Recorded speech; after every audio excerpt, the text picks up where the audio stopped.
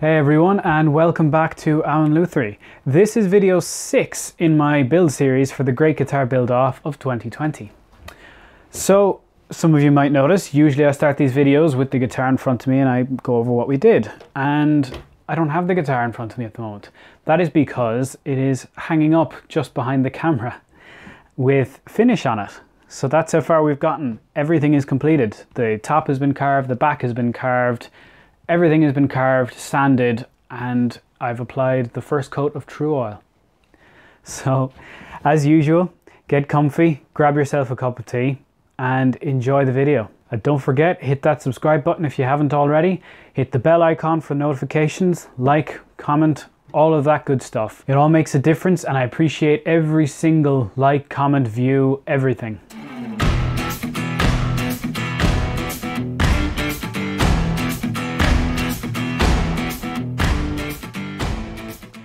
Finally, it is the time we've all been waiting for, or at least the time I've definitely been waiting for. It's time to carve this top. So to do this, we're going to be using an angle grinder initially to really rough out the carve and get most of it done. And then I'm going to come back and just use hand tools, sandpaper, nice, slowly and quietly bring it to its final shape. So let's head over to the angle grinder. First of all, I'm just marking off the area within which I don't want to go with the angle grinder. Essentially, this is to keep a plateaued area for the pickups and the bridge. After that, it's just working away. You can see I'm every now and again feeling the top. You should be able to see every now and again my hand just darts out. And it's just slowly. This is a loud, dirty, dusty tool, but you can be surprisingly accurate.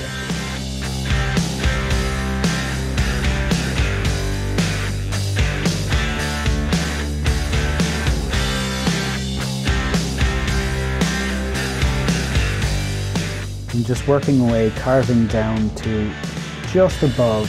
I'm leaving about a ½ millimeter above the top of all of the binding.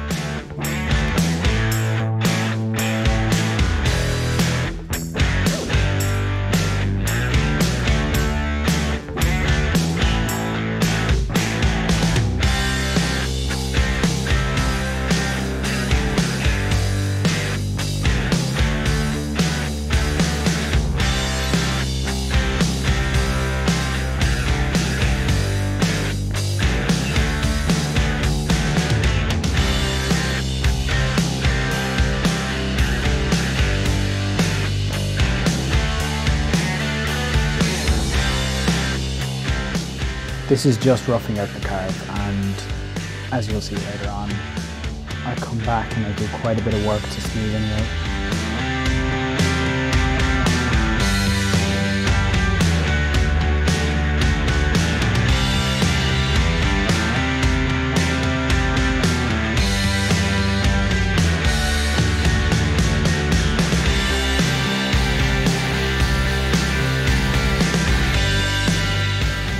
Once I'm satisfied that the angle grinder has gotten me into the ballpark where I want to be, it's onto the orbital sander with the 60 grit pad on it. This still does some carving, but it's more about smoothing out the carve that the angle grinder has done.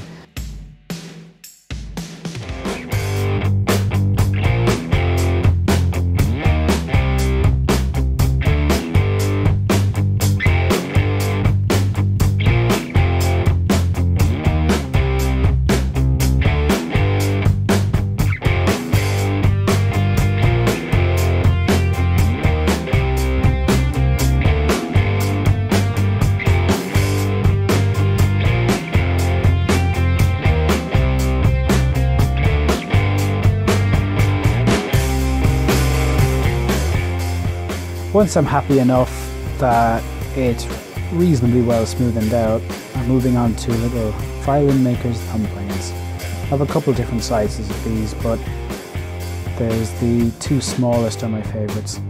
Now again, I'm just feeling to see where there are high spots, where does it not flow correctly. A carve like this, it does take time, essentially because I'm essentially doing it all on the fly. I think it gives a very nice carve at the end of it, but it definitely takes quite a bit of time.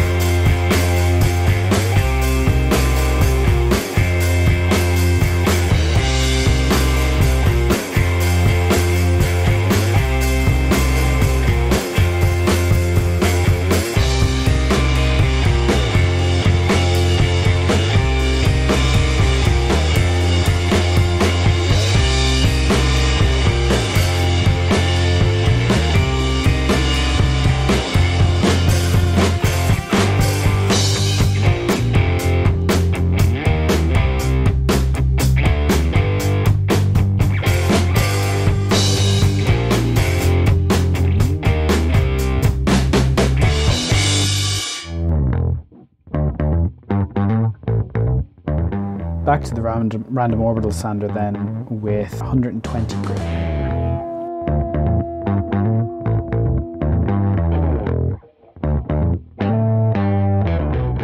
Okay, so that is the majority of the carve done.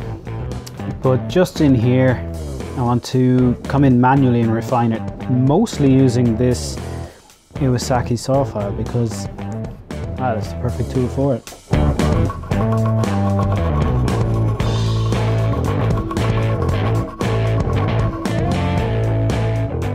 I'm using the chisel here just to knock off some parts that are protruding a little bit more, where the Iwasaki file might tear them out.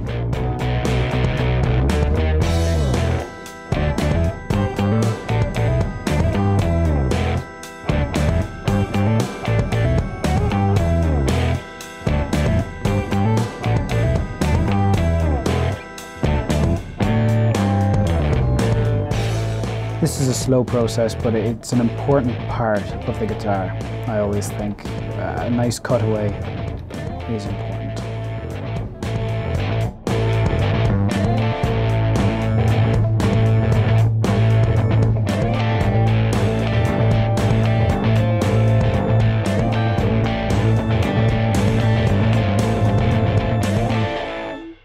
All right, with that done, and I think it came out fairly well. The next thing I want to do, and you can see I've put in the cavity covers temporarily in place. I've used smaller screws than what will be in the final product, just because they recess a little bit more. Because I want to put a round over around the entire perimeter of the back of the guitar now. And I also want to include the covers in that round over. So simply enough, heading over to the router table and buzzing this around.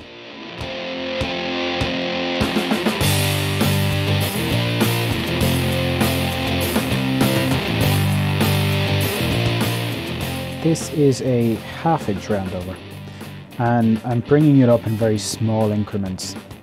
Smaller increments means you're taking less of a bite, really, which helps reduce tear out and just extends the life of your tool as well. It's doing less work.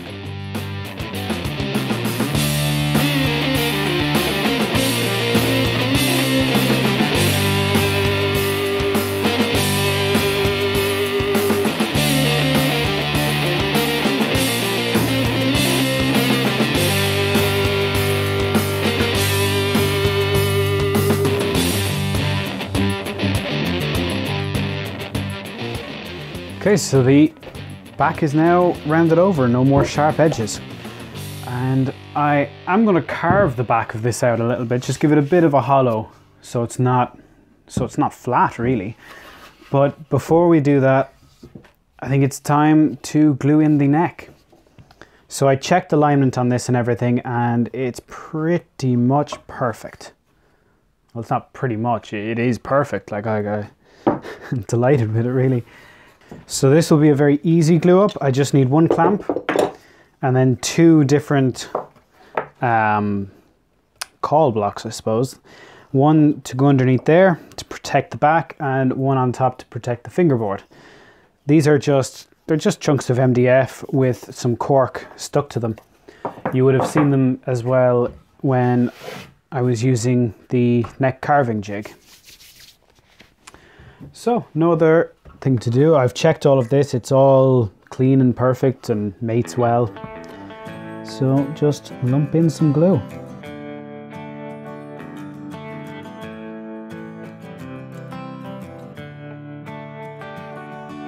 You don't realize how big this neck pocket is until you're spreading glue around it.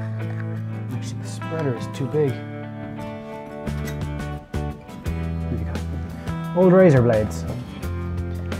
Real handy.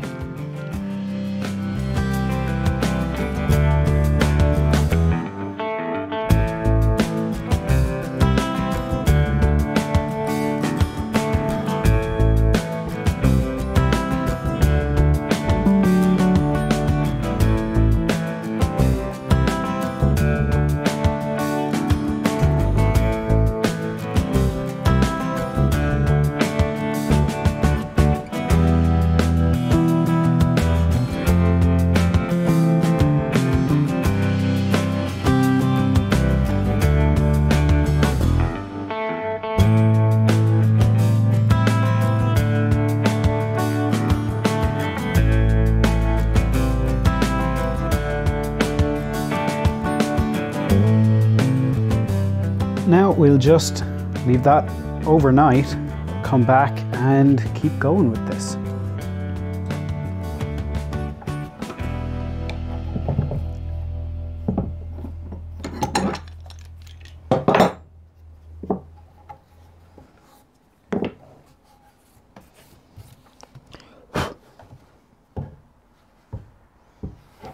Now it's the next day, and this all looks really, really well. Looks like we've got a good tight joint. Just in here, there's a little bit of a lip where the cutaway doesn't extend quite fully. So I'm gonna have to do a little bit of shaping there just to make that more comfortable. And that heel right there, not very comfortable. So my next step here, I'm actually going to hollow out quite a lot of the back, and there's two reasons for that. One, and the most important one really, is it's a bit more comfortable because, you know, as it is now, nice flat back, it looks well, but when you hold it up, our bodies aren't flat. So if you put a bit of a hollow into it, it kind of conforms to your body that little bit more, and it just makes it way more comfortable. So I'll pretty much scoop the entire way up like that and take a good bit off here as well.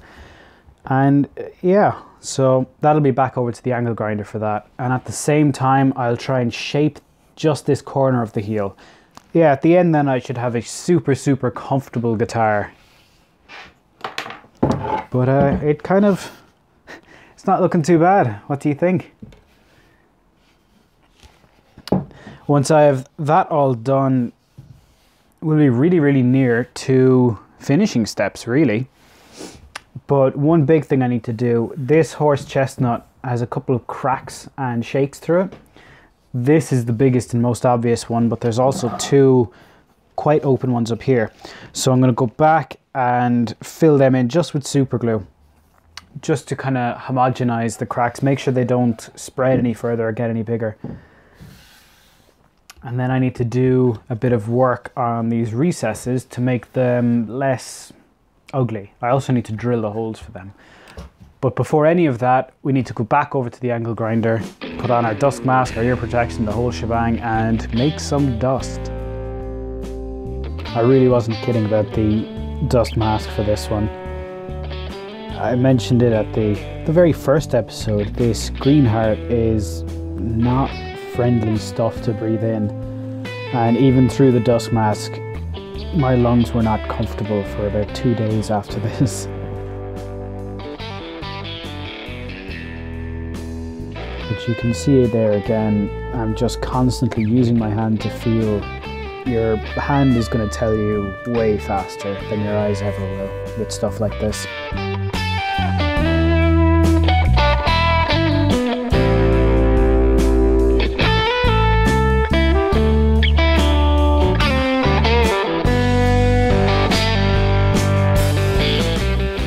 I'm also trying to incorporate the covers into this, so you can kind of see I'm just working the sander into them. And again, this isn't a particularly quick process. The angle grinder does take off meat fairly quick, but to get it right, it takes time.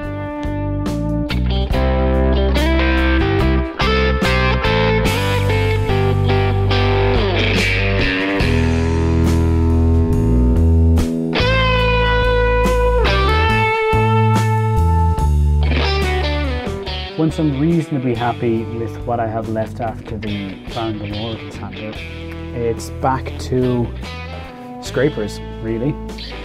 This is where a gooseneck scraper is just really, really handy. Scrapers and sandpaper, and keep going until you have what you want.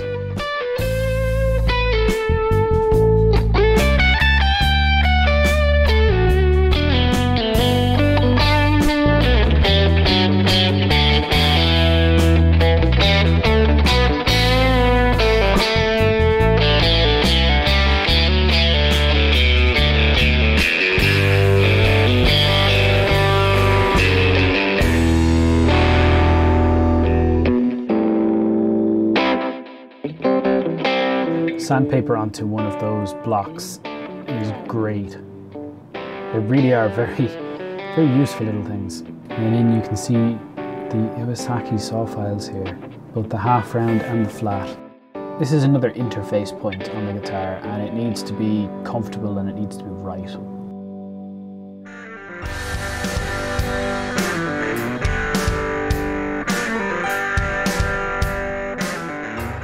Chisels and files just around the glue joint there to remove any excess glue that I couldn't get beforehand.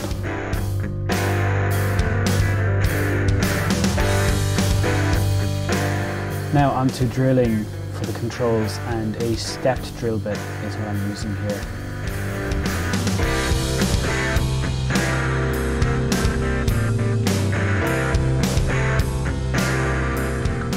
This is a tool that I've modified myself. It's one of those drill mounted drum sanders. I've put some sandpaper onto the end of it.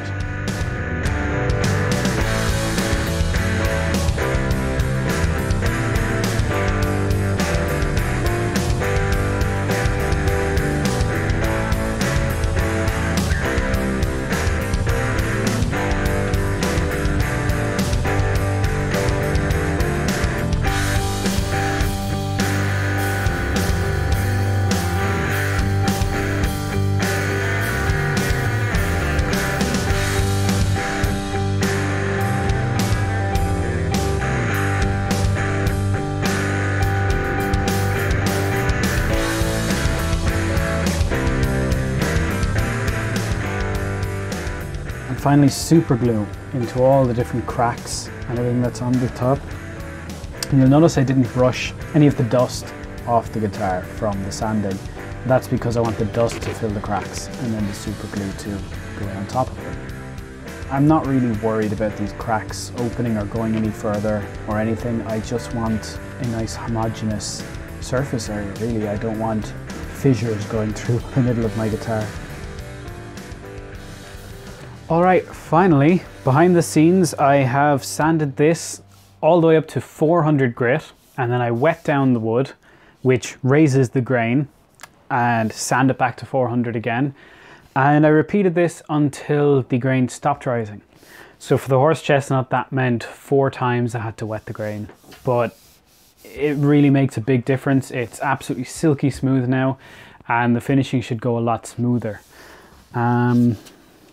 Yeah, so it looks, I think it looks pretty good. Only one last thing, well, 2 technically last things left to do at the moment. And one of those is to drill for the bridge studs. But unfortunately they require an 11mm bit, and I don't have one at the moment. I'm not sure how that's happened, but I don't. So I have pilot holes drilled just with a small drill bit, and I'm going to order up an 11mm drill bit, and I'll do that when it arrives. That'll be perfectly fine to do after the finish has been applied. So other than that, you can't really call it a rock guitar if you can't hang it from your strap. So let's do that.